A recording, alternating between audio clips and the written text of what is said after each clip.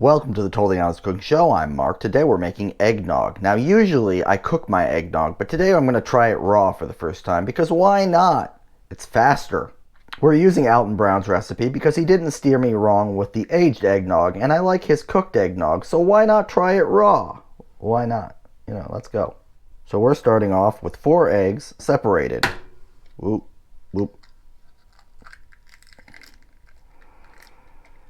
And you're just going to separate your eggs like this. Boop. Wah, wah, wah. That's how it could have gone. Here's how it really happened. We're going to start by separating 4 eggs, and this is how you do it. You crack them.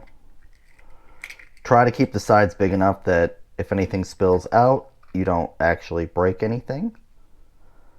And whoop. Just toss them back and forth. If anybody gets surly with you, threaten them. I don't know. There we go.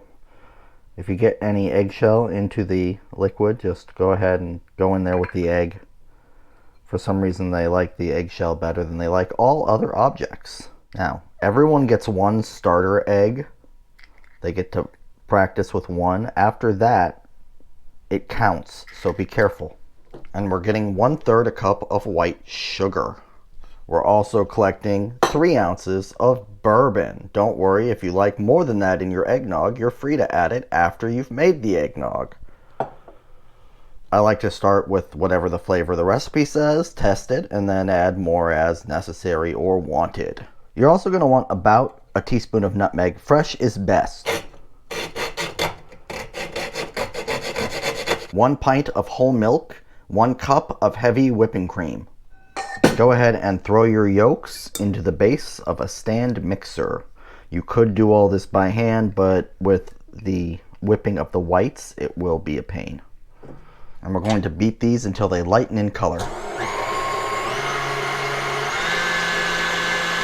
Now you're going to notice them lightening pretty quickly. Once that happens, we're going to take our 1/3 a cup of sugar and add it gradually. And again, be sure that you beat the yolks before you add in the milk. I always screw it up. I always add the milk first. No, start with the egg. That's why it's eggnog.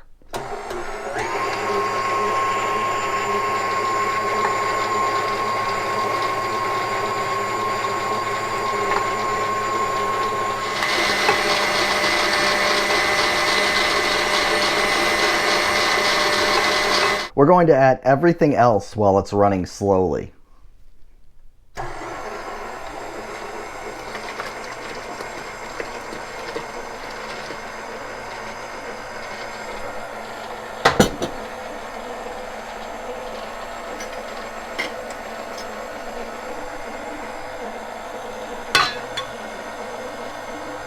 Waste not, want not.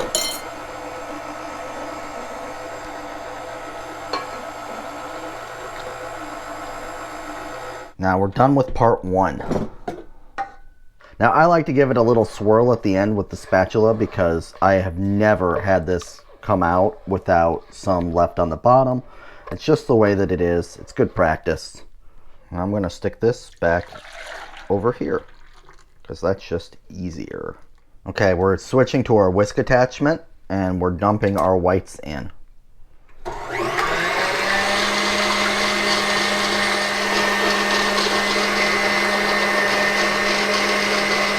Add this a little at a time.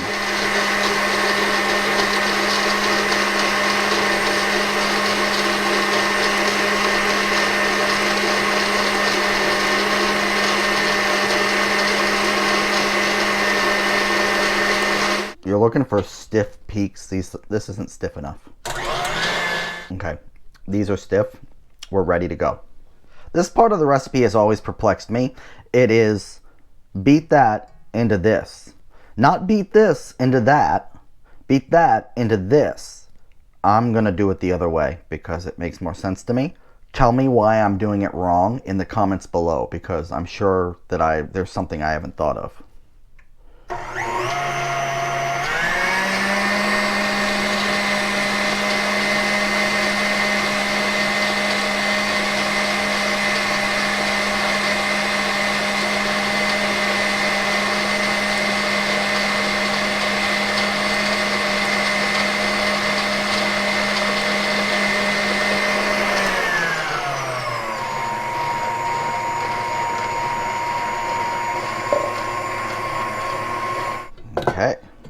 see. Can I get this into this jar without dishonoring my family? Pretty good, pretty good. No one was dishonored today. And now we've got this lovely jug of eggnog. But how'd we do? Well, there's only one way to find out. Like my grandfather used to say, there's nothing like a pig full of nog on a cold winter day. Very tasty. Kind of rich, not too rich. I can't tell if the nutmeg brings out the bourbon or the bourbon brings out the nutmeg, but one of them brings out the other one, and I like it. Okay, I'm gonna go finish my pig. Like, subscribe, ding the little bell, leave a comment down below and let me know how I'm doing. And I'll see you in the new year. Bye.